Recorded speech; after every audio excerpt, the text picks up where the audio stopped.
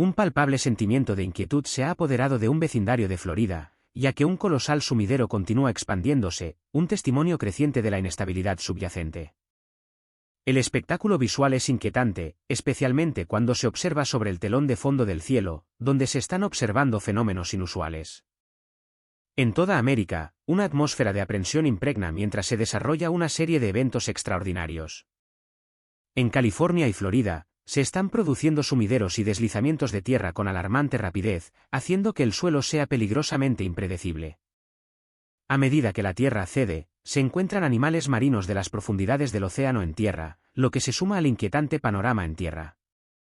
Poco después, un bosquecillo de árboles antiguos encontró una muerte súbita, aparentemente de la noche a la mañana, como si sus profundas raíces ya no pudieran sostenerlos en el suelo que habían ocupado durante siglos.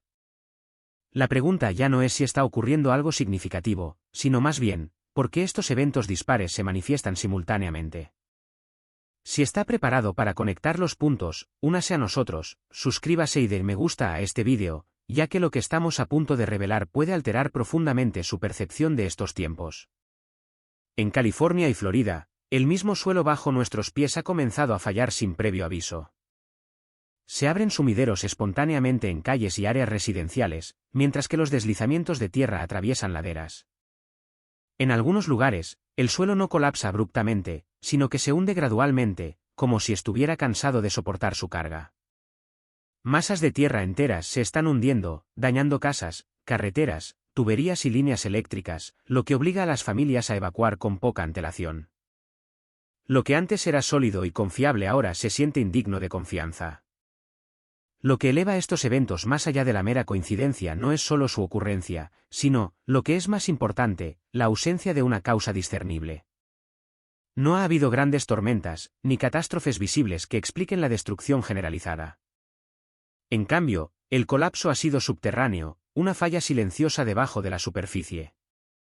El agua, a través de años de erosión paciente y persistente, ha vaciado la roca y el suelo, ensanchando huecos y adelgazando soportes hasta que la presión se volvió insoportable. Luego, sin fanfarria ni sonido, el suelo cedió. En varios casos, se han agrupado colapsos cerca de fallas conocidas, pero no se registró actividad sísmica. Algunos residentes han descrito una sensación de que la tierra se movía sin temblar, similar a un terremoto silencioso que no dejó temblores, solo vacío. Los expertos ofrecen explicaciones científicas: disolución de la piedra caliza, formación de huecos subterráneos y pérdida de cohesión del suelo.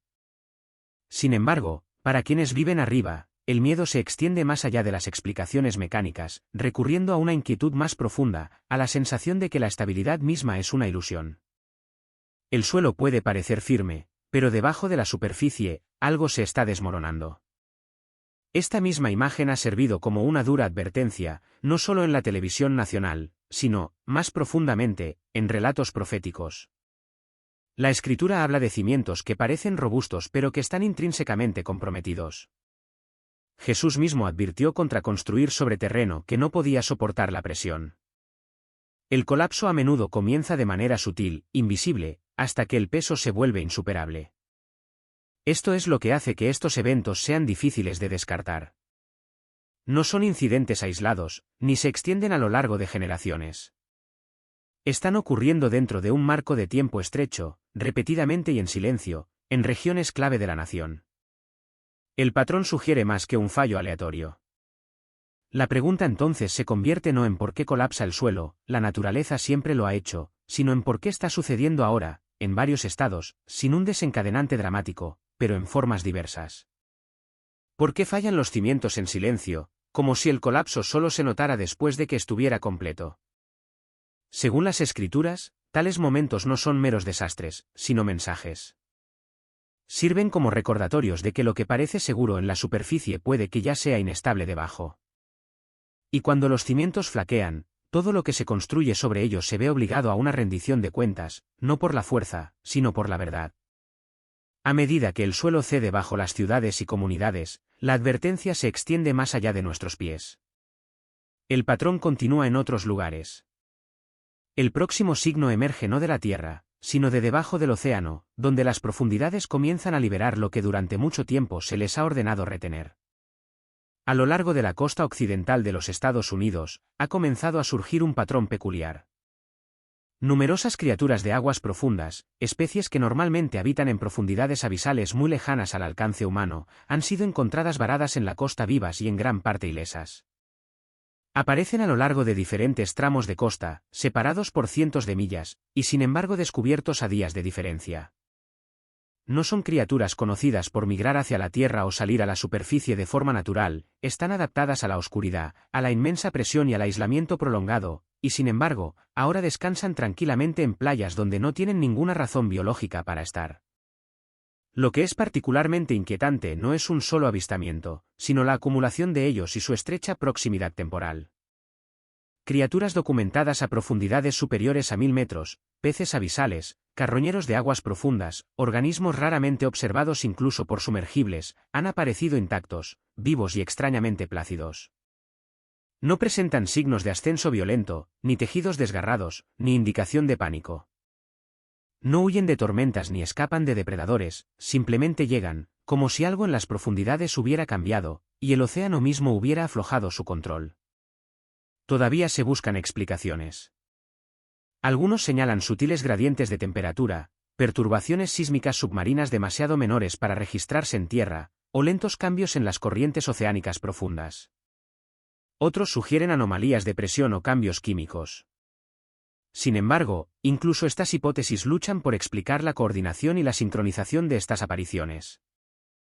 No son eventos dispersos a lo largo de décadas, se están desarrollando dentro de la misma ventana estrecha, silenciosamente sincronizados, geográficamente distantes, pero temporalmente alineados.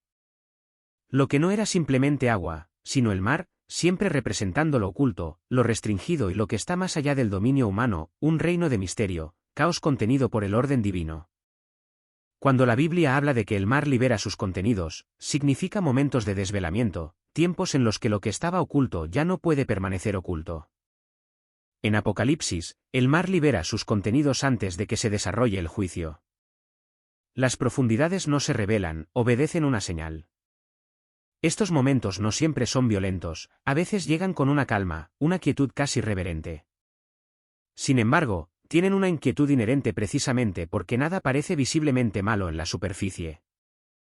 Los límites que una vez parecieron fijos comienzan a ablandarse, y los límites asumidos como permanentes comienzan a fallar. Cuando criaturas adaptadas exclusivamente a la oscuridad aplastante emergen sin heridas ni resistencia, la pregunta se vuelve inevitable: ¿qué ha cambiado en las profundidades? Y si el mar, el símbolo de lo que se retiene, ha comenzado a revelar lo que una vez ocultó, ¿qué más podría estar surgiendo a la superficie? El Apocalipsis a menudo precede al juicio en la Escritura. Los signos aparecen antes de que los eventos se desarrollen por completo, no para incitar al pánico, sino para invitar al discernimiento. Se dan como advertencias a quienes están dispuestos a observar. Aquí, podemos hacer una pausa para reflexionar, para evaluar, no para cuestionar la realidad de estos eventos, sino para considerar su significado. Porque algunos argumentan que si no significaran nada, ¿por qué creemos individual y colectivamente que deben tener una razón para suceder casi simultáneamente en los Estados Unidos? Porque cuando la atención de todos se centra en un lugar al mismo tiempo, con todos los ojos puestos en el mismo objetivo, entonces lo que viene después es lo que realmente importa.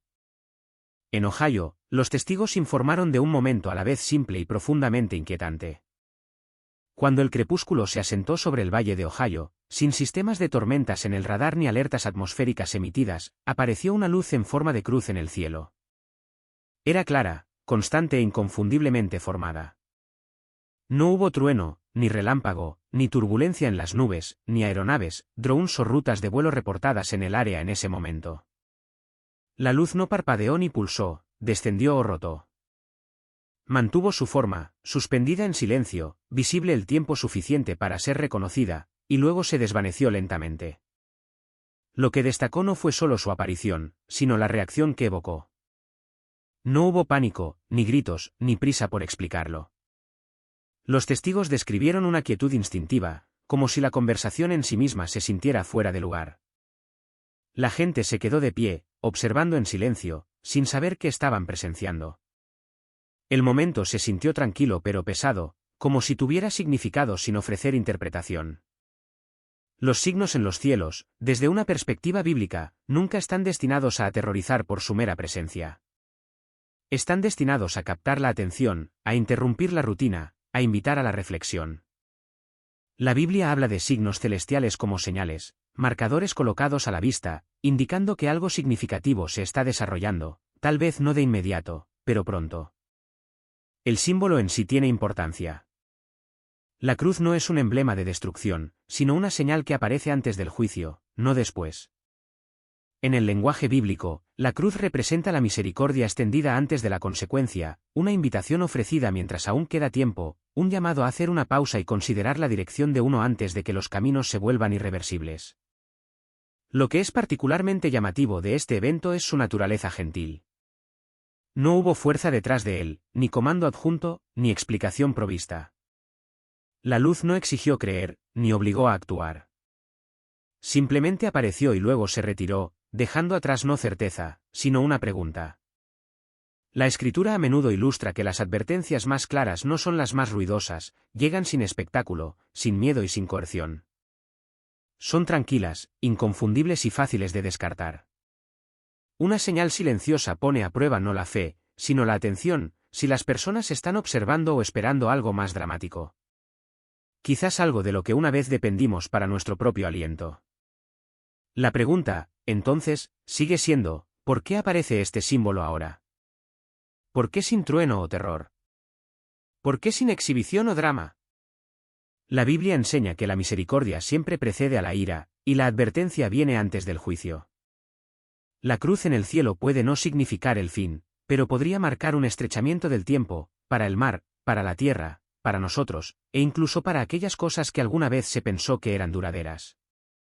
A medida que surgen signos en toda la nación, la próxima advertencia aparece en tierra, no con ruido o movimiento, sino a través de la quietud. En California, una fila de árboles antiguos, algunos centenarios, murieron casi simultáneamente. Estaban dispersos por la misma región, arraigados en el mismo suelo, pero colapsaron como uno solo. En tan solo 48 horas, lo que había soportado siglos de tormentas, sequías, incendios y expansión humana cedió repentinamente. Lo que hace que este evento sea tan perturbador quizás no sea lo que sucedió, sino lo que no sucedió. No hubo incendios forestales que quemaran el área, ninguna infestación visible o enfermedad que se propagara de tronco en tronco, ningún periodo prolongado de declive, hojas amarillas, debilitamiento gradual. Los árboles no se desvanecieron, fallaron. La vida que había perdurado durante generaciones llegó a un final abrupto y colectivo. Para muchos, estos árboles eran más que un simple paisaje, eran marcadores de permanencia, testigos silenciosos de la historia misma. Habían sobrevivido a cambios climáticos, terremotos, inundaciones y la constante invasión de la vida moderna. Su repentina muerte destrozó la suposición de que la longevidad garantiza la protección. Si algo tan antiguo, tan profundamente arraigado, puede caer sin previo aviso, entonces ¿qué califica realmente como seguro? Los árboles tienen significados en capas, no solo para nuestras vidas físicas sino también para nuestro bienestar espiritual. Representan la vida, la resistencia, la bendición y la condición moral. Un árbol sano es un signo de favor y continuidad. Sin embargo, la Escritura también emite una advertencia: un árbol que ya no da fruto no permanecerá indefinidamente. Jesús mismo usó árboles como metáforas para personas y naciones, sugiriendo que aquellos arraigados en la verdad florecen, mientras que aquellos vaciados desde adentro eventualmente colapsan. La pérdida repentina de estos árboles antiguos se siente menos como un lento desgaste ambiental y más como un momento de exposición, una señal de transición, una compresión del tiempo. Lo que antes se desarrollaba durante décadas ahora ocurre en días. El ritmo en sí mismo se convierte en parte del mensaje, parte de la historia del suelo del estado dorado. Esto obliga a una pregunta incómoda: cuando la vida que ha sobrevivido durante siglos falla de repente, ¿qué se está revelando? ¿Es simplemente estrés dentro del sistema, o un recordatorio de que la resistencia sin propósito no es preservación? Lejos de California, pero unidos por el tiempo más que por la distancia, surgió otra cosa oculta. En las profundidades del suelo de Texas, los trabajadores descubrieron una losa de piedra grabada con símbolos que algunos interpretan como una referencia a un fin de los tiempos o una era final. La piedra estaba enterrada muy por debajo de la superficie, sellada bajo capas de tierra que sugieren un ocultamiento deliberado, escondida a la vista durante generaciones hasta ahora. Este descubrimiento genera preocupación tanto entre escépticos como entre creyentes debido no solo a las implicaciones de las marcas, sino a su origen. Los símbolos no se alinean limpiamente con herramientas modernas, actividad reciente o ninguna civilización local bien documentada. Se asemejan a una forma de inscripción ordenada, intencional, metódica y preservada. Algunos análisis sugieren una era precolombina, otros siguen inciertos. Los expertos debaten el significado, la antigüedad y el propósito, pero ninguna explicación ha logrado disipar la inquietud que la rodea. Ya sea que esta piedra sea una advertencia, un registro o un remanente de conocimiento olvidado, su momento es imposible de descartar. No surgió durante una temporada de calma, emergió mientras la tierra colapsaba, el agua se comportaba de forma poco natural, la vida antigua terminaba abruptamente y las estructuras sociales se tensaban bajo la presión. El mensaje puede ser poco claro, pero el momento no lo es. La escritura enseña repetidamente que lo que está oculto no permanece oculto para siempre. Las cosas enterradas resurgen cuando su propósito madura, no cuando se crean por primera vez, sino cuando están destinadas a ser vistas. El Apocalipsis sigue el tiempo, no la curiosidad humana. Esta piedra no se anunció, llegó sin traducción, sin instrucción, sin explicación. No ofreció respuestas, solo un peso extraído de cualquier fuente, el mar, el suelo y quizás lo que estaba tallado en ella. Compela la reflexión, preguntando si el pasado está hablando al presente, y si las advertencias olvidadas regresan no porque se perdieron, sino porque se retrasaron. ¿Por qué están saliendo a la superficie ahora las cosas debajo del suelo? ¿Por qué los remanentes de épocas anteriores surgen durante una temporada saturada de signos y disrupción? La escritura sugiere que cuando la Tierra comienza a ceder lo que una vez ocultó, nunca es accidental. Es una invitación a escuchar, a discernir y a prepararse antes de que lo próximo que esté oculto ya no esté enterrado en absoluto. En partes del medio oeste de Estados Unidos, los residentes han comenzado a informar algo profundamente inquietante. No es lo que oyen, sino lo que no. Regiones enteras, que se extienden por condados y tierras de cultivo abiertas, caen repentinamente en silencio. No hay insectos zumbando en los campos, ni viento susurrando entre el maíz y los árboles, ni tráfico distante, maquinaria o zumbido ambiental. Incluso los pájaros parecen desaparecer a mitad del vuelo, dejando solo quietud. Un silencio tan completo que muchos lo describen como pesado, casi opresivo hacia adentro, como si el aire mismo se hubiera espesado. Este silencio no se siente pacífico, se siente mal, artificial, fuera de secuencia. La gente dice que llega sin previo aviso y se levanta igual de abruptamente. Algunos salen esperando los sonidos ordinarios de la vida, solo para darse cuenta de que todo se ha detenido a la vez, como si se hubiera accionado un interruptor. La ausencia misma se convierte en la perturbación. El silencio no está vacío, es intrusivo.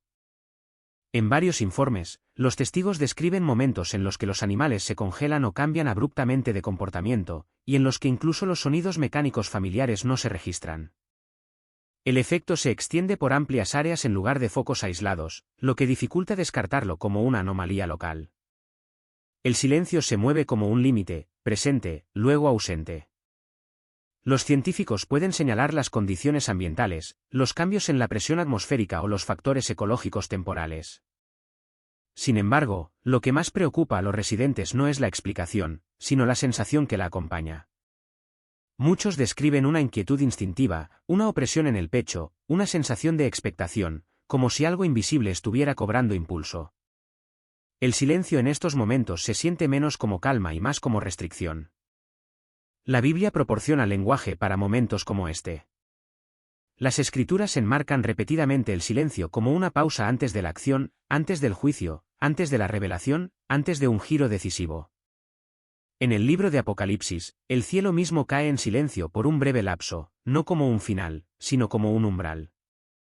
El silencio marca el espacio entre la advertencia y el cumplimiento. En la Escritura, el silencio nunca está vacío, está medido y tiene intención. Señala que algo ha sido sopesado, evaluado y está a punto de desarrollarse. La ausencia de sonido no implica inactividad, a menudo significa que el movimiento solo se ha retrasado brevemente. Lo que hace que estas zonas muertas del Medio Oeste sean especialmente inquietantes es su sincronización. Aparecen junto con el colapso de la Tierra, las aguas perturbadas, las luces en el cielo y la creciente fractura social. La creación misma parece ralentizarse, luego pausar, no por agotamiento, sino en anticipación, como si esperara una orden. Entonces, ¿qué significa cuando la creación parece contener la respiración?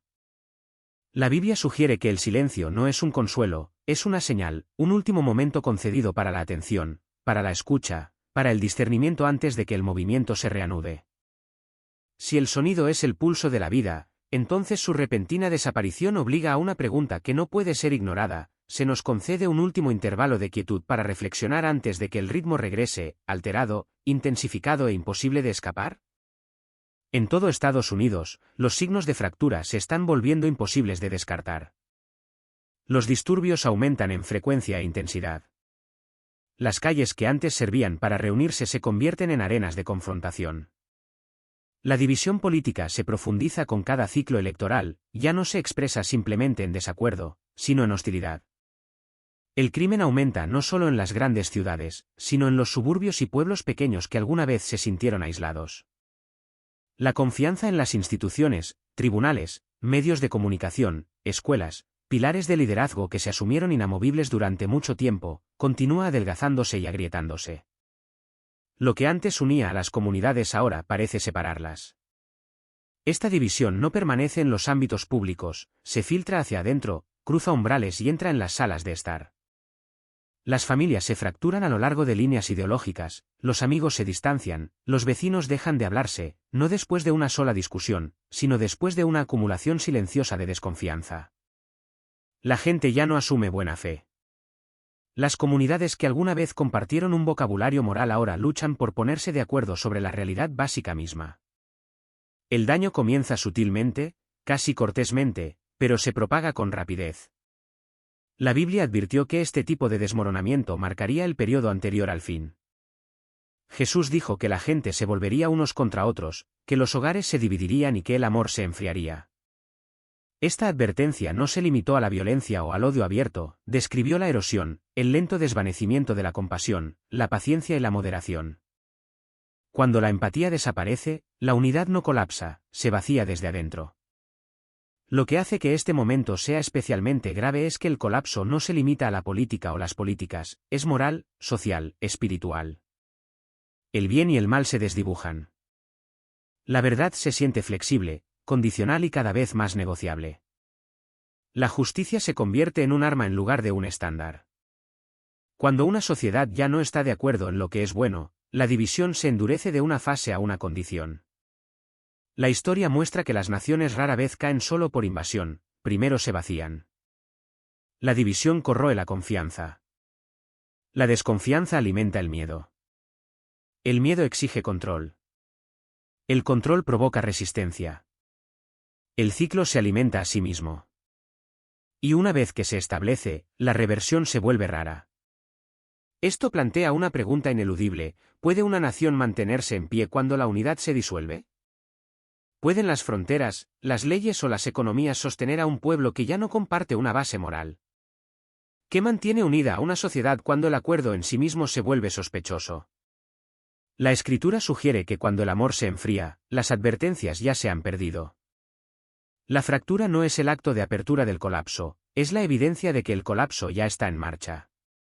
Y cuando la división se normaliza, la siguiente etapa rara vez se anuncia, llega en silencio, al igual que todo lo demás. A lo largo de la Biblia, los momentos de advertencia nunca se dan sin intención. Dios no revela signos para satisfacer la curiosidad o provocar pánico. Los revela para interrumpir la deriva, para llamar a las personas mientras aún queda tiempo. La Escritura sigue un patrón consistente: la advertencia siempre precede al juicio, y la misericordia siempre viene antes de la consecuencia. En los días de Noé, la humanidad fue advertida mucho antes de que llegara el diluvio. El arca se construyó a la vista de todos, no oculta ni simbólica. Se erigió como una contradicción visible de la normalidad cotidiana. Se dio tiempo para el arrepentimiento, pero la mayoría lo ignoró, asumiendo que el mañana sería un reflejo del ayer. Jesús dijo más tarde que esos días se convertirían en un modelo para el fin, la gente comiendo, bebiendo, planeando y descartando las advertencias hasta que llegó el momento de repente. El problema nunca fue la falta de información, sino la falta de preparación. Las Escrituras instan repetidamente a la vigilancia, no al pánico o la especulación. La vigilancia significa permanecer despierto, discernir y estar alineado con la voluntad de Dios en medio de la vida ordinaria. Jesús advirtió que el último día vendría como un ladrón en la noche, no anunciado, no negociado, no retrasado. Esa advertencia no estaba destinada a asustar a los fieles, sino a desmantelar la complacencia. La preparación, según las Escrituras, no se trata de acumular suministros o escapar de las dificultades. No es logística, es moral y espiritual. La preparación comienza en el corazón, arrepentimiento, obediencia y fe expresada a través de la acción. Los profetas advirtieron constantemente que la religión exterior sin transformación interior no ofrece protección. Dios mira más allá de las apariencias, Él sopesa las motivaciones. Él mide la fe por el fruto, no por las afirmaciones. La Biblia también enseña que el retraso nunca debe confundirse con la aprobación. La paciencia de Dios es intencional, no indiferente. Pedro escribe que Dios no es lento, como algunos consideran la lentitud, sino paciente, deseando que ninguno perezca. Cada día adicional es una extensión de la misericordia, cada advertencia ignorada es gracia desperdiciada. El Apocalipsis representa los momentos finales no como caos, sino como claridad. Lo que se eligió en silencio durante años se vuelve visible al instante. Las lealtades quedan expuestas. El terreno neutral desaparece. La preparación, entonces, es simplemente elegir ahora lo que se revelará después. Es por eso que las Escrituras llaman repetidamente a las personas a regresar y buscar a Dios mientras pueda ser encontrado. El llamado es urgente pero esperanzador. El juicio es real, pero también lo es la gracia. La puerta permanece abierta, pero las Escrituras son igualmente claras, no permanece abierta para siempre. La advertencia final de la Biblia no es tened miedo, sino estad listos, listos para permanecer firmes, listos para soportar, listos para dar cuenta, listos para encontrarse con Dios, no con excusas, sino con fe moldeada por la obediencia. Los signos no declaran que el fin ha llegado, declaran que la estación ha cambiado. Y las Escrituras no dejan ambigüedad, quienes se preparan no serán sorprendidos desprevenidos, pero quienes se demoran pueden descubrir que el momento que asumieron que estaba distante ya ha llegado. Jesucristo enfatizó la necesidad de reconocer los signos de los tiempos porque la conciencia siempre precede a la preparación. Sus advertencias nunca estuvieron destinadas a inspirar miedo, sino a la comprensión. A lo largo de las Escrituras, Dios revela lo que vendrá para que su pueblo no sea tomado desprevenido. La historia no se desarrolla al azar, los eventos se mueven con propósito, siguiendo principios espirituales que vinculan causa y efecto. Discernir los tiempos es reconocer estos patrones y responder sabiamente. La sociedad moderna depende de los sistemas de alerta temprana, sirenas, alertas, pronósticos existen porque reconocer el peligro de antemano salva vidas. Las tormentas siguen siendo poderosas, pero la preparación reduce la destrucción. Estos sistemas solo funcionan cuando se toman en serio las advertencias. Las Escrituras enseñan que el peligro espiritual opera de la misma manera. Dios proporciona advertencias, pero estas solo protegen a quienes están dispuestos a escuchar. Jesús criticó a los líderes religiosos de su tiempo no por ignorancia, sino por discernimiento selectivo. Podían interpretar el cielo y, sin embargo, fracasaron en reconocer la profecía cumplida ante ellos. Su ceguera no era intelectual, era moral. Rechazaron lo que alteraba la comodidad y desafiaba la autoridad. El mismo peligro persiste hoy.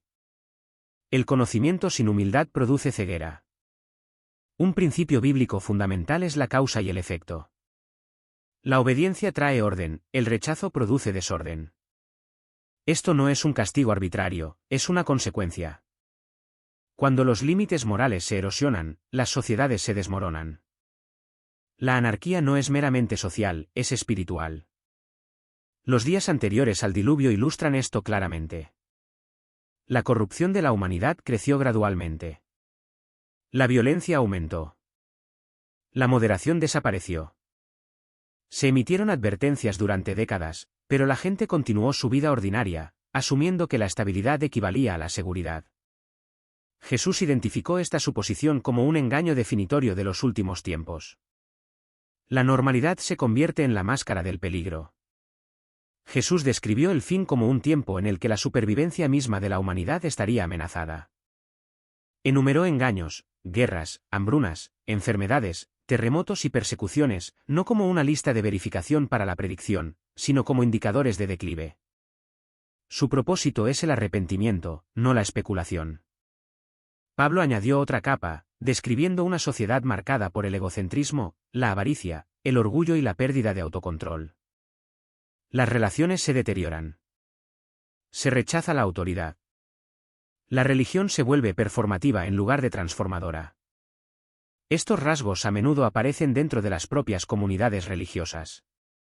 Jesús concluyó con un mandato: velad y orad. Velar no es observación pasiva, incluye el autoexamen. La oración alinea el corazón con la perspectiva de Dios. Juntos, protegen contra la deriva. El último día llega inesperadamente, no porque los signos estuvieran ausentes, sino porque la atención se embotó. Discernir los tiempos requiere humildad. La comodidad nubla el juicio. El retraso se malinterpreta como negación. Las Escrituras enseñan lo contrario: la paciencia aumenta la rendición de cuentas. La profecía no se da para generar desesperación, sino esperanza arraigada en la verdad. El regreso de Cristo significa restauración, no aniquilación. Sin embargo, la esperanza nunca cancela la responsabilidad. La preparación se demuestra a través de la obediencia, la perseverancia y la fe vivida diariamente. Los patrones importan más que los eventos aislados. El declive moral precede a la crisis física. La inestabilidad social refleja el desorden espiritual. Estos patrones se repiten y se intensifican hacia el fin. La verdadera preparación comienza internamente. La preparación externa sin cambio interno es insuficiente. Jesús advirtió que la apariencia religiosa sin obediencia engaña. La preparación se mide por la transformación, no por la afiliación. La Escritura rechaza la especulación impulsada por el miedo. Nunca se ordena el pánico. La fidelidad, la conciencia, debería cultivar la confianza en la soberanía de Dios, no el pavor. En última instancia, los signos exigen una decisión. Las advertencias eliminan las excusas. Dios invita al arrepentimiento, nunca lo fuerza. Quienes velan y oran no serán sorprendidos, independientemente del momento. El mensaje de la profecía es, por lo tanto, urgente y esperanzador. Advierte, pero también restaura. Expone el peligro, pero proporciona dirección. No se trata de predecir el futuro, se trata de vivir correctamente ahora. La Escritura asegura que quienes responden sabiamente se mantendrán firmes, guiados por la verdad en lugar del miedo. A medida que los signos convergen, el llamado sigue siendo el mismo: vigilad. Muchas personas en Michigan están pasando esta noche con frío y oscuridad, ya que una brutal tormenta de invierno trajo nieve, hielo y fuertes vientos al medio oeste hoy. La cosa también se ha ido, lamentó una persona, no lo sé. Retrocedan. Recientemente, algo ha dejado a los estadounidenses atónitos y profundamente ansiosos, manifestándose de maneras que nuestra tecnología no puede explicar fácilmente. Lo que debería estar frío está caliente, y lo que debería ser bendito se siente extrañamente vacío. El descanso llega donde el dolor era más profundo, y la disrupción emerge donde la paz se sentía garantizada. Utah, durante mucho tiempo reconocida por tener la mayor nieve del mundo, permanece desnuda, mientras que Oklahoma se abrasa a 83 grados Fahrenheit en pleno invierno. California, después de una mortal tormenta navideña récord, recibe calma repentina y cielos despejados, mientras que Nueva York, tranquila durante 4 inviernos, se encuentra sepultada en nieve precisamente cuando millones intentan viajar a casa. Muchos etiquetan estos eventos como meras coincidencias, mientras que otros ven el cambio climático en acción. Sin embargo, un número creciente se hace una pregunta mucho más inquietante: ¿se están desarrollando ahora mismo las advertencias de las que habló Jesús en nuestra nación? Si estas palabras resuenan, por favor dale me gusta y suscríbete para mantenerte preparado en días como estos. Comparte tu preparación en los comentarios. No nos apresuraremos a sacar conclusiones, pero tampoco nos daremos la vuelta antes de que nadie pudiera nombrarlo, antes de que los titulares intentaran enmarcarlo.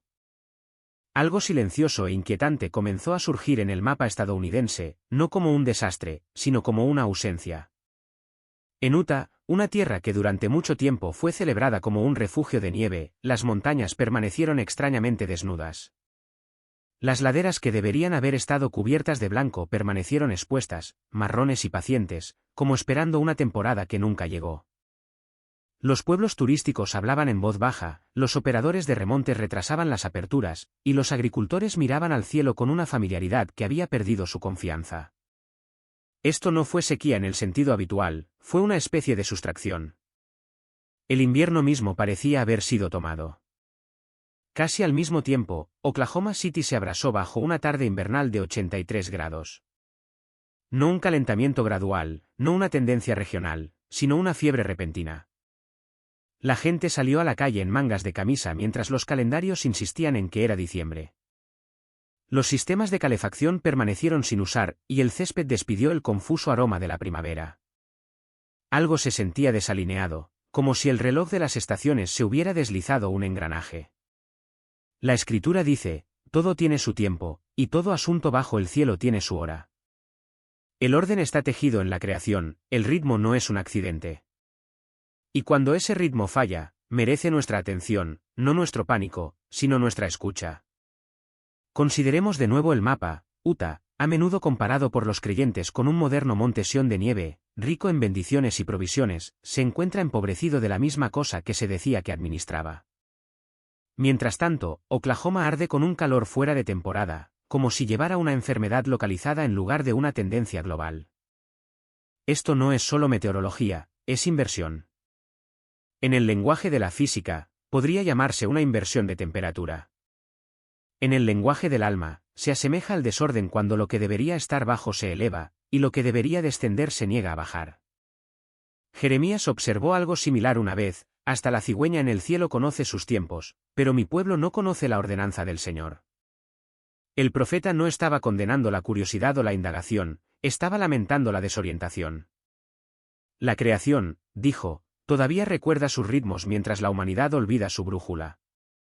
Y así, muchos preguntan amablemente, no como una acusación, sino como una reflexión, ¿qué sucede cuando los lugares destinados a estar fríos se calientan, y los lugares destinados a recibir bendiciones se secan? Algunos meteorólogos hablaron de anomalías, otros señalaron patrones de presión cambiantes. Los economistas en Utah notaron discretamente pérdidas crecientes semana tras semana, temporadas acortadas, reservas canceladas, medios de vida tensados por un invierno que nunca llegó del todo. Un técnico de esquí en Park City, según se informa, dijo, se siente como si la montaña estuviera conteniendo la respiración. En Oklahoma, una maestra comentó, el calor no se siente natural. Se siente fuera de lugar. Estos no son profetas, solo testigos. La creación a menudo refleja la condición de aquellos a quienes se les ha confiado. Cuando los valores se invierten, cuando lo que debería preservar se diluye, cuando el calor aumenta donde antes vivía la moderación, aparece el desorden, primero sutilmente, luego visiblemente. La Biblia nunca retrata la naturaleza como vengativa, pero sí la retrata como sensible. Quizás este invierno robado no sea una señal destinada a aterrorizar, sino una pregunta destinada a ralentizarnos. Porque cuando el frío olvida su temporada y el calor se excede de sus límites, algo más profundo que el clima está hablando, no en voz alta, no violentamente, sino persistentemente. Si este mensaje resuena contigo, tómate un momento para darle me gusta, comentar y suscribirte, y quédate con nosotros mientras el patrón continúa. El clima no se movió como algo en lo que la gente había confiado. California acababa de soportar una tormenta navideña récord. Los deslizamientos de lodo destrozaron laderas ya debilitadas por el fuego, se perdieron vidas, desaparecieron carreteras y la tierra misma pareció ceder. Y luego, casi abruptamente, los cielos se despejaron. Regresó la luz del sol, los vientos se calmaron. Lo que siguió se sintió menos como alivio y más como respiro, una calma inesperada después de la devastación. Muchos lugareños lo describieron como una misericordia que no se habían atrevido a pedir tan pronto. Un residente, de pie cerca de una carretera despejada aún marcada por escombros, dijo en voz baja que el sol se sentía fuera de lugar, pero gentil, como si le permitieran volver a respirar. Al mismo tiempo, a casi 3.000 millas de distancia, Nueva York estaba paralizada. Después de 4 años sin una gran tormenta de nieve, el invierno se anunció sin previo aviso. Cayó nieve fuerte y rápida, acumulándose precisamente en el momento en que millones intentaban viajar a los aeropuertos, a las terminales de autobuses, a los hogares prometidos al final del año. Se desplegaron 700 camiones de sal, las quitanieves corrieron contra el reloj, se cancelaron vuelos, los planes colapsaron, y aún así, la ciudad se ralentizó. Un viajero, varado durante la noche en una terminal, dijo algo simple: pensamos que el invierno nos había olvidado. No lo había hecho. Los funcionarios explicaron ambos eventos con cuidado y datos, la meteorología ofreció razones, los modelos climáticos ofrecieron contexto. Nada se dijo de manera irresponsable. Y, sin embargo, la yuxtaposición desconcertó a muchos. ¿Por qué descanso para los heridos? ¿Por qué interrupción para los cómodos? ¿Por qué calma en el lugar del dolor y resistencia en el lugar de la rutina? La escritura tiene lenguaje para momentos como este, no para acusar sino para despertar. Cuando digan, paz y seguridad, entonces vendrá sobre ellos destrucción repentina, palabras escritas no para infundir pánico sino para desafiar la falsa certeza. Y en otro lugar, se dice a la nieve, cae sobre la tierra, no como castigo, sino como recordatorio. A lo largo de la Biblia, la naturaleza a menudo resiste la programación humana, no para hacer daño, sino para humillar, no para destruir, sino para interrumpir la ilusión de control. Nueva York no fue paralizada para ser atormentada, pudo haber sido paralizada para que se le recordara que redujera la velocidad, que notara cuán rápido la confianza en los planes reemplaza la confianza en la providencia. California, habiendo pasado por la pérdida, recibió quietud en lugar de más peso, gracia después del juicio, como un arco iris después de que las aguas de la inundación retroceden, sin borrar el daño pero prometiendo que la devastación no tiene la última palabra. Este es el ritmo que la escritura revela una y otra vez, despertando a los que duermen demasiado cómodamente y consolando a los que ya están abatidos. El clima en este momento se comportó como una balanza, un lado bajó, el otro subió, no para probar un punto, sino para exponer uno. Entonces, ¿qué sucede cuando la paz llega donde se esperaba el dolor, y la interrupción viene donde se había asentado la confianza? ¿Qué significa cuando el control se escapa, no en todas partes, sino selectivamente? ¿Y si la nieve cayó no para castigar, y el sol brilló no para recompensar, sino para reequilibrar la atención, qué podría estar preguntándonos la próxima marea de la balanza que notemos? Sucedió en el medio oeste de Estados Unidos, a lo largo de un corredor elogiado durante mucho tiempo por su estabilidad, una región de interestatales, centros de distribución, suburbios diseñados para la eficiencia y la previsibilidad. El tipo de lugar donde se rastrean las tormentas, se aseguran y, por lo general, se sobreviven con confianza. No hubo una larga cuenta atrás, ni un pronóstico progresivo. En un momento, los cielos sobre la ciudad eran familiares, los viajeros circulando, los escaparates iluminados, los teléfonos aún desplazándose. Luego, sin ceremonia, el sistema falló. Las inundaciones repentinas arrasaron vecindarios construidos sobre mapas de drenaje y décadas de planificación. Las autopistas que alimentaban las principales rutas de suministro desaparecieron bajo el agua en cuestión de minutos. El granizo cayó con una densidad raramente registrada en esa región, destrozando fachadas de vidrio, aplastando coches aparcados y perforando tejados de almacenes diseñados para resistir el desgaste industrial. Los testigos describieron el sonido como agudo y persistente, no el rugido bajo de una tormenta que pasa, sino impactos repetidos, cercanos y deliberados. Lo que desconcertó a muchos no fue solo la fuerza sino el momento. 7 minutos, no horas, no un ciclo de tormenta completo, 7 minutos de disrupción concentrada. Y luego, un silencio abrupto. La electricidad parpadeó en varios condados. Los sistemas de tráfico se congelaron. Las alertas de emergencia se retrasaron respecto a lo que ya había pasado. Y tan repentinamente como llegó, se fue. ¿Por qué 7 minutos? ¿Por qué un corredor logístico? ¿Por qué un lugar construido sobre la promesa de un flujo ininterrumpido?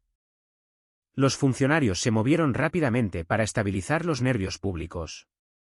La explicación fue precisa, técnica, tranquilizadora, una rara convergencia atmosférica, un frente estancado que se encontró con una oleada inesperada de inestabilidad de alto nivel, extrema pero dentro de la posibilidad científica. Y, sin embargo, esas explicaciones no abordaron la inquietud que quedó. El clima extremo generalmente deja una narrativa, anticipación, impacto, recuperación. Esto dejó una pausa. Algunos residentes admitieron más tarde que la brevedad los perturbó más que el daño. Otros dijeron que el silencio posterior se sintió más pesado que el ruido en sí. Un conductor de reparto, entrevistado fuera de cámara, dijo que se sentía como si la ciudad se viera obligada a dejar de pensar que estaba por delante de todo. Si esta interrupción tuviera un significado más allá de un mal funcionamiento, ¿qué estaba pidiendo a la gente que notara? Las escrituras nunca niegan los mecanismos naturales. En el registro bíblico, los momentos de disrupción repentina son a menudo breves, medidos, dirigidos, no para destruir todo, sino para revelar lo que ha sido confiado demasiado. El Salmo 19 habla de la creación declarando la verdad sin palabras. Esa declaración no se limita a la belleza, incluye la interrupción. Amós enumera calamidades no como venganza sino como invitaciones desatendidas. Cada interrupción va seguida del mismo veredicto silencioso, se prestó atención, pero los corazones no se volvieron. Hebreos habla de un temblor que quita lo que puede ser sacudido para que permanezca lo que no puede ser sacudido. Aquí, el miedo no era a Dios, era a perder el impulso, a darse cuenta de que la velocidad, la escala y los sistemas no pueden prometer continuidad. Las escrituras sugieren que cuando la falsa seguridad se siente completa, el temblor se vuelve preciso. Entonces, ¿qué se expuso en esos 7 minutos? ¿Es esto solo una apertura de sus advertencias para nuestra nación? El siguiente evento involucró sistemas formándose sobre el Pacífico que no eran inusuales a primera vista. La costa oeste siempre ha conocido lluvia, tormentas y largos frentes invernales. Los pronósticos mencionaban ríos atmosféricos, los mapas mostraban colores familiares. Los residentes de Oregón se prepararon como a menudo lo habían hecho antes, se apilaron sacos de arena, se emitieron alertas. El lenguaje sonaba rutinario. Pero lo que siguió desconcertó incluso a los acostumbrados a climas extremos. Estas no eran tormentas pasajeras, los ríos atmosféricos no se movieron. Llegaron, se anclaron y permanecieron. Imágenes satelitales revelaron una vasta banda de nubes similar a una serpiente que se extendía miles de kilómetros desde el Océano Pacífico directamente hacia la costa, alimentando humedad tierra adentro sin pausa. Hora tras hora, día tras día, el río en el cielo se negó a soltar su control. La lluvia cayó con persistencia en lugar de violencia, una descarga paciente e implacable. Las laderas se ablandaron, los ríos se desbordaron más allá de su memoria, las calles se volvieron reflectantes y lentas. Los vecindarios esperaron a través de noches en las que el sonido de la lluvia nunca cambiaba de tono, nunca ofrecía silencio. Lo que desconcertó a muchos no fue la intensidad, sino la resistencia. Los meteorólogos usaron la palabra estancado. El sistema había perdido su movimiento hacia adelante. En patrones ordinarios, las tormentas pasan, visitan y luego se van. Pero esta se demoró, como si estuviera estacionada. La imagen en los mapas meteorológicos se asemejaba a una forma larga y enroscada presionando contra el continente, negándose a retirarse. Los espectadores describieron un río suspendido en el cielo, vertiéndose sin cesar sobre un lugar. Algunos residentes hablaron en voz baja con los reporteros, no con pánico, sino con confusión. Un trabajador de viñedos en el norte de Oregón dijo que el suelo se sentía demasiado lleno, como si ya no pudiera respirar. Un propietario de una casa en la costa describió la lluvia como paciente, casi intencional. Los equipos de emergencia, acostumbrados a ciclos de impacto y recuperación, notaron que la fatiga no venía solo de la destrucción, sino de la duración. No hubo una pausa clara para reagruparse. En la escritura, el agua nunca es simplemente un fondo. Amós escribe, Él llama a las aguas del mar y las vierte sobre la faz de la tierra, el Señor es su nombre. El agua en esta visión se mueve por mandato, se reúne, se libera, obedece al propósito. Y hay una memoria más antigua entrelazada debajo de ese versículo, el relato de Noé, cuando las fuentes del abismo se abrieron, y las ventanas de los cielos se abrieron. Esa historia no describe el caos sino la convergencia, aguas de arriba y de abajo respondiendo juntas. Ordinariamente, la lluvia refresca, nutre los campos y repone los embalses. Pero cuando deja de moverse, cuando se concentra y perdura, su significado se altera. Lo que debería fluir comienza a rodear, lo que debería pasar comienza a presionar.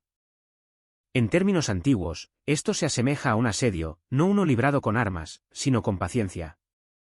En la guerra antigua, un asedio no se basaba en un ataque repentino, se basaba en la espera, en el cerco, en la presión aplicada lentamente hasta que las defensas revelaran su debilidad. A la luz de esto, el río atmosférico estancado adquiere un peso simbólico. La naturaleza misma parece mantener su posición.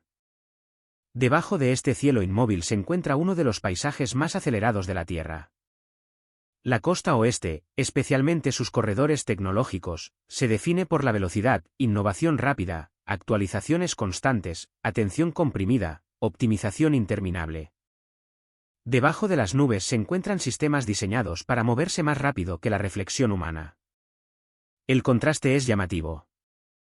La lluvia que no se va se cierne sobre una cultura que rara vez se detiene. El agua que insiste en la saturación se enfrenta a una región entrenada para escatimar. La paciencia de la tormenta se opone a la urgencia del mundo de abajo. Algunos líderes religiosos comentaron en voz baja que una ducha breve purifica, pero un lavado prolongado expone. La suciedad que sobrevive a un enjuague no sobrevive a la inmersión. El lenguaje utilizado no fue de castigo sino de descubrimiento, de un lavado demasiado exhaustivo para ignorarlo. Los meteorólogos, por su parte, ofrecieron explicaciones cuidadosas, anomalías de la corriente en chorro, superficies oceánicas en calentamiento, gradientes de presión alterados. Sus análisis fueron sólidos y necesarios. Sin embargo, incluso dentro de esas explicaciones, un detalle siguió llamando la atención: estos ríos atmosféricos duran más, se estancan con más frecuencia y entregan su peso con una persistencia inusual. Los residentes sintieron esa diferencia instintivamente. Muchos dijeron que la lluvia se sentía enfocada, otros dijeron que se sentía intencional, aunque lucharon por explicar por qué. Algunos hablaron no de miedo, sino de una extraña solemnidad, como si la tierra misma estuviera siendo invitada a detenerse. En la imaginería bíblica, el agua puede significar misericordia o juicio, purificación o confrontación. A menudo, hace ambas cosas a la vez. Elimina lo que no puede permanecer y prepara la tierra para lo que pueda seguir. La narrativa del diluvio en sí se enmarca no como destrucción por sí misma, sino como un reinicio, una severa misericordia destinada a preservar la vida más allá de la corrupción. La quietud de este ciclo de tormentas, su negativa a moverse, invita a la reflexión en lugar del pánico. Presiona una pregunta en lugar de un veredicto: ¿qué sucede cuando los sistemas destinados a moverse comienzan a estancarse? ¿Qué sucede cuando la acumulación reemplaza el flujo?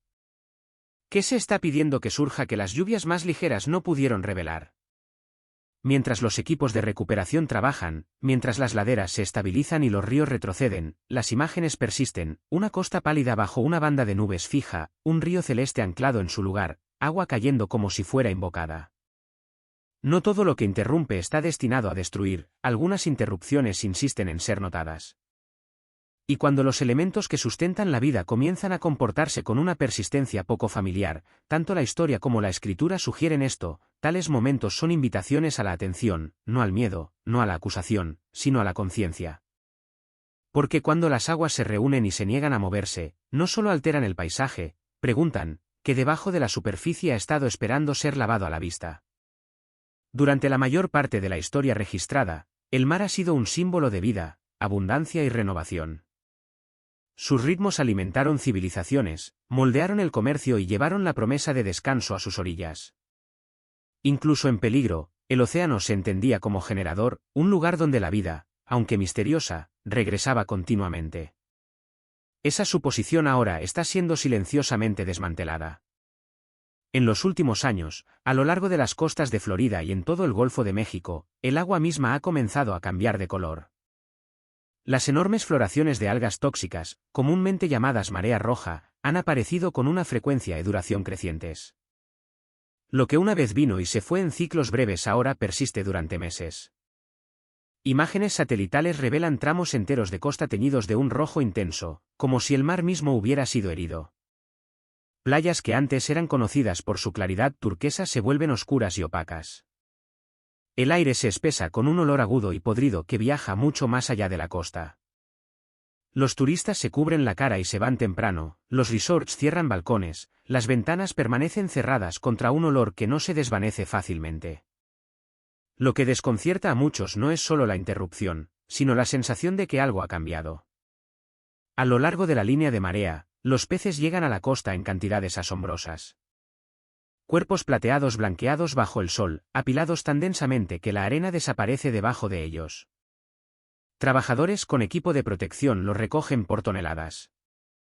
Pelícanos, tortugas y delfines se encuentran luchando o sin vida cerca. El agua que una vez los sustentó se ha vuelto inhabitable. Los funcionarios ofrecen explicaciones, y no carecen de mérito. La escorrentía de nutrientes de la agricultura, las aguas cálidas y las corrientes alteradas contribuyen a las floraciones de algas nocivas. Estas explicaciones son cuidadosas, técnicas y necesarias.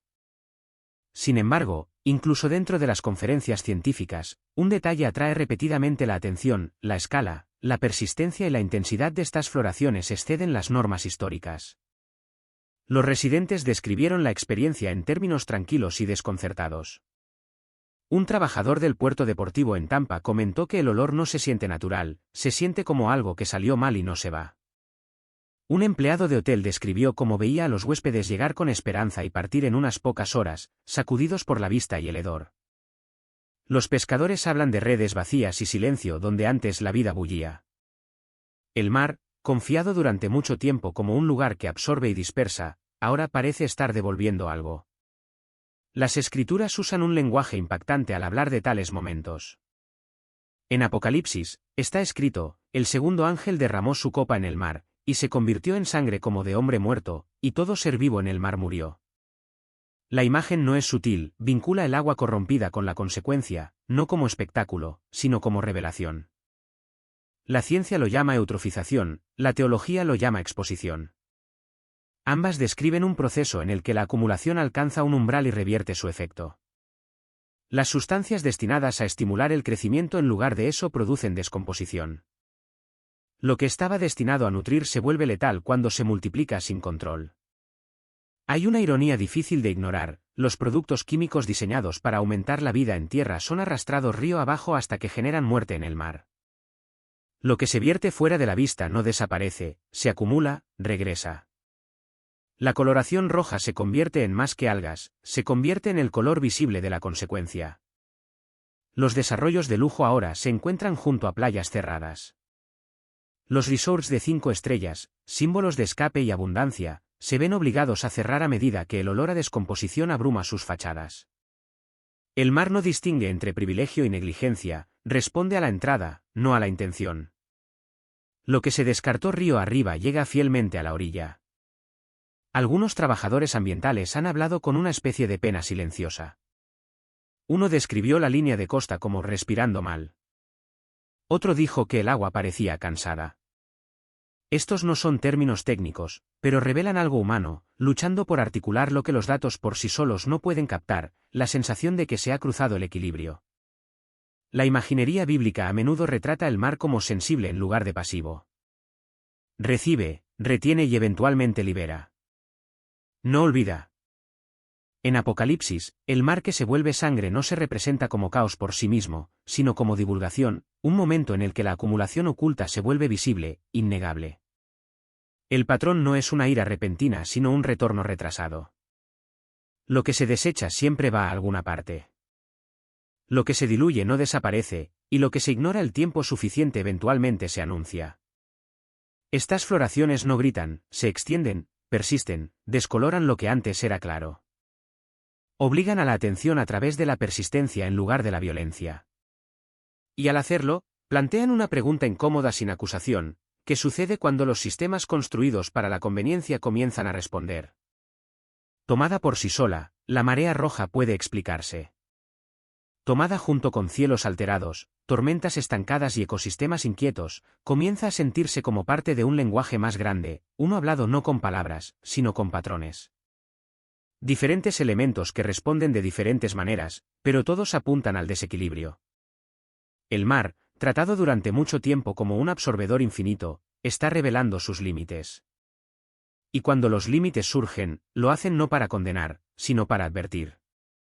Porque tanto en la escritura como en la historia, los momentos como estos nunca se presentan como finales, son interrupciones, invitaciones a notar, llamados a reconsiderar lo que se ha vertido, pasado por alto o asumido que desaparecería para siempre. Cuando el agua misma se tiñe de rojo y se niega a ocultar el costo, la pregunta que queda no es de superstición o miedo. Es más simple y más exigente, ¿qué exactamente se nos ha devuelto? América es una nación construida sobre cimientos destinados a perdurar, no solo concreto y acero, sino ideas superpuestas durante siglos, constituciones, tribunales, autopistas, iglesias, campus e instituciones moldeadas por la creencia, la ambición, el sacrificio y el conflicto. Estos cimientos fueron tratados durante mucho tiempo como inamovibles, estables, confiables, permanentes. Generaciones crecieron asumiendo que si la estructura se mantenía, el orden detrás de ella debía seguir intacto. Pero en los últimos años, algo inquietante ha comenzado a surgir. No un colapso en el sentido dramático, no explosiones ni ruinas repentinas, sino algo más silencioso y difícil de nombrar. Los testigos de diferentes regiones describen momentos en que lo que se asumía sólido ya no se comportaba como se esperaba. La infraestructura que debería haber perdurado ha comenzado a ceder, a bollarse o fallar de maneras que los ingenieros luchan por explicar completamente. Las carreteras se ondulan, los puentes se cierran inesperadamente, los cimientos se mueven sin una causa sísmica clara. Los edificios permanecen en pie pero sutilmente distorsionados, no rotos, pero ya no verdaderos. El cambio no es violento, es gradual, inquietante y extrañamente orgánico. En algunos lugares, los residentes describen colocar una mano contra las paredes de edificios cívicos más antiguos y sentir un ligero movimiento, no temblores, ni vibraciones del tráfico o la maquinaria, sino una sensación de ceder, algo que se rinde y no debería. Algunos lo descartan como imaginación, otros retroceden instintivamente, desconcertados por lo mal que se siente. Luego está el sonido, un zumbido bajo y persistente reportado en comunidades dispersas. No es fuerte, no es agudo, una presión más que un ruido. Perdura en el fondo, a veces se siente más en el cuerpo que se oye con los oídos. La gente lo describe como un gemido bajo el paisaje, una resonancia que atraviesa el concreto, el acero y el suelo por igual, no mecánico, no rítmico, simplemente presente. América ha asociado durante mucho tiempo la fuerza con la estructura, tribunales de piedra, rascacielos imponentes, cimientos reforzados. Estos se convirtieron en símbolos de orden, permanencia y autoridad. En las escrituras, los cimientos nunca son meramente arquitectónicos, representan alineación, obediencia, verdad debajo de la apariencia. Jesús habló de casas construidas sobre roca o arena, no como consejos de construcción, sino como diagnóstico moral. La roca representaba vidas alineadas con la verdad, la arena representaba sistemas que parecen estables pero carecen de profundidad.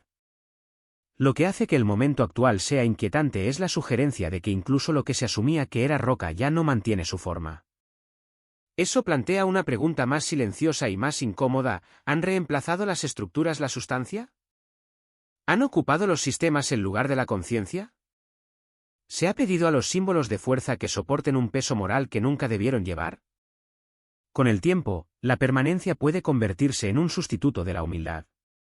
La historia puede convertirse en un escudo contra el autoexamen. Cuando eso sucede, los cimientos pueden permanecer impresionantes en apariencia mientras pierden lentamente su alineación debajo de la superficie. Las escrituras llevan una advertencia que se siente incómodamente relevante: cuando la verdad es silenciada, la creación misma comienza a hablar. El profeta escribe que la piedra gritará desde el muro y la viga del marco le responderá. A menudo leído como metáfora, esas palabras adquieren un peso diferente cuando los sistemas materiales comienzan a comportarse de maneras para las que nunca fueron diseñados. Lo que se está presenciando no se parece a la ira, se parece a la negativa, como si el mundo físico en sí mismo estuviera alcanzando un límite, ya no dispuesto a soportar la tensión de la confianza mal colocada, la injusticia no resuelta o la seguridad hueca. Las estructuras no explotan, se ceden, se deforman, protestan silenciosamente la carga impuesta sobre ellas. Esto es lo que hace que el momento sea tan inquietante. La piedra no falla rápidamente. Cuando lo hace, señala más que fatiga de ingeniería, señala que algo fundamental ha sido probado y se ha encontrado desalineado con el peso que se le pidió que soportara. No hay una trompeta dramática, ni una catástrofe repentina, ni un solo momento al que señalar. El cielo no se rasga. En cambio, los cambios llegan lentamente, casi cortésmente. Los sistemas se tensan. La confianza se erosiona. Lo que antes se sentía inamovible comienza a sentirse cansado. Y en ese cambio silencioso, una pregunta flota en el aire, no gritada, no forzada, sino persistente. Cuando la verdad se ignora el tiempo suficiente, incluso los cimientos más fuertes se niegan a soportar la carga. La transformación no se anuncia con fuego o espectáculo, se desarrolla sutilmente a través de la presión, la distorsión y la tensión. El cielo sobre América no se oscurece con truenos, sino con algo más pesado, una densidad que se siente menos como clima y más como ajuste de cuentas, asentándose sin previo aviso, preguntando si lo que se construyó todavía puede soportar lo que se ha colocado sobre él. Llegado a cierto punto, la coincidencia comienza a perder credibilidad. Cuando inundaciones, ventiscas, mareas rojas y ríos atmosféricos inmóviles se desarrollan en el mismo lapso de tiempo comprimido, la mente se ve obligada a reconsiderar cómo se enmarcan estos eventos. Los sistemas de agua, hielo, cielo y mar que normalmente operan en diferentes ritmos comienzan a hablar a la vez. Cada evento tomado de forma aislada puede explicarse, las inundaciones tienen causas, las tormentas de nieve tienen patrones, las floraciones de algas tienen desencadenantes químicos, los ríos atmosféricos tienen modelos meteorológicos. Sin embargo, cuando estos fenómenos aparecen juntos, superponiéndose en temporada e intensidad, la separación se vuelve más difícil de mantener. Los ríos se desbordan. Las costas se sofocan. La nieve entierra regiones no acostumbradas a su peso. Las tormentas se estancan donde antes pasaban. Los elementos comienzan a hacerse eco unos de otros. Ninguno de estos por sí solo garantiza el colapso, juntos forman un entorno de advertencia. Lo que hace peligroso este momento no es el miedo, sino la distracción. El ruido reemplaza la reflexión. La velocidad reemplaza el discernimiento. Cada alerta compite con el entretenimiento. La gente siente desequilibrio pero lucha por detenerse lo suficiente para enfrentarlo. La escritura describe claramente esta condición, ver sin percibir, oír sin escuchar. La confianza en la paz y la seguridad persiste incluso cuando los cimientos tiemblan. Los mercados tranquilizan, los sistemas se adaptan, la tecnología promete soluciones, y sin embargo la presión sigue aumentando. La historia muestra que este es a menudo el momento preciso en que se ignoran las advertencias, no porque no sean claras, sino porque son inconvenientes. La división fragmenta la respuesta. El debate reemplaza la acción. Para cuando se forma el consenso, la oportunidad ha pasado. La instrucción ofrecida en las escrituras no es pánico, predicción u obsesión, es más simple y más exigente: vigilad, orad, preparaos. Vigilar significa negarse a la negación. Orar significa humildad, reconocer los límites. Prepararse significa realinearse, traer valores, prioridades y conducta de nuevo al orden. Las advertencias no son amenazas, son misericordia. Existen porque el cambio sigue siendo posible. Los momentos más sombríos de la historia no son cuando aparecen los signos, sino cuando cesan. La pregunta que enfrenta América no es si sigue siendo poderosa, sino si sigue siendo atenta. Porque la historia es clara en este punto, las naciones no caen porque fueron advertidas, caen porque dejaron de escuchar. No hubo una larga cuenta atrás, ni un pronóstico progresivo que preparara lentamente la mente. En un momento, los cielos sobre una ciudad estadounidense eran familiares, el tráfico zumbando, las pantallas brillando, los planes intactos. Luego, sin ceremonia, el sistema falló.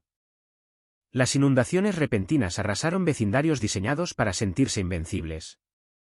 El granizo cayó con una densidad raramente registrada, destrozando vidrio, colapsando techos, atravesando estacionamientos y autopistas construidas para durar generaciones. Los testigos hablaron del sonido, agudo, percusivo, abrumador, menos como una tormenta y más como algo que golpeaba a propósito. Lo que desconcertó a muchos no fue solo la fuerza sino el momento. 7 minutos, no horas, no un ciclo de desastre de una tarde, 7 minutos de impacto concentrado, y luego un silencio abrupto. Las calles quedaron marcadas, los vehículos destruidos, las redes eléctricas aturdidas hasta el silencio. Y tan repentinamente como llegó, se fue. ¿Por qué 7 minutos? ¿Por qué aquí? ¿Por qué ahora? Y si esto fue solo clima, ¿por qué se sintió como interrupción en lugar de accidente? Los funcionarios se movieron rápidamente para estabilizar los nervios públicos. La explicación fue precisa, técnica, tranquilizadora, una rara convergencia atmosférica, una anomalía meteorológica extrema pero estadísticamente posible, inusual, sí. Sin precedentes, no. Y, sin embargo, esas palabras no lograron explicar el patrón. El clima extremo generalmente se anuncia. Se construye, se hincha, alcanza su punto máximo y lentamente libera su control. Esto no lo hizo. Llegó dentro de una ventana estrecha, infligió un daño desproporcionado, luego se retiró como si la tarea se hubiera completado. Algunos residentes admitieron en voz baja que la brevedad los perturbó más que la destrucción. Otros dijeron que el silencio posterior se sintió más pesado que la tormenta en sí. Unos pocos describieron un pensamiento desconocido formándose, no pánico, sino inquietud mezclada con asombro. Si los sistemas pueden fallar tan rápido, si la protección puede desaparecer tan fácilmente, ¿qué se ha confiado realmente todo este tiempo? ¿Y qué viene después? Las escrituras nunca niegan los procesos naturales, pero consistentemente se niegan a tratarlos como sin sentido. En el registro bíblico, el granizo, las inundaciones y las disrupciones repentinas a menudo se describen no como caos sino como eventos medidos, no destrucción interminable, solo lo suficiente como para forzar la conciencia. La Biblia habla de momentos en que la creación misma se convierte en un mensajero, no para aterrorizar sino para interrumpir la complacencia. El Salmo 19 dice, «Los cielos cuentan la gloria de Dios, los cielos proclaman la obra de sus manos». Esa proclamación incluye la belleza, pero también la advertencia.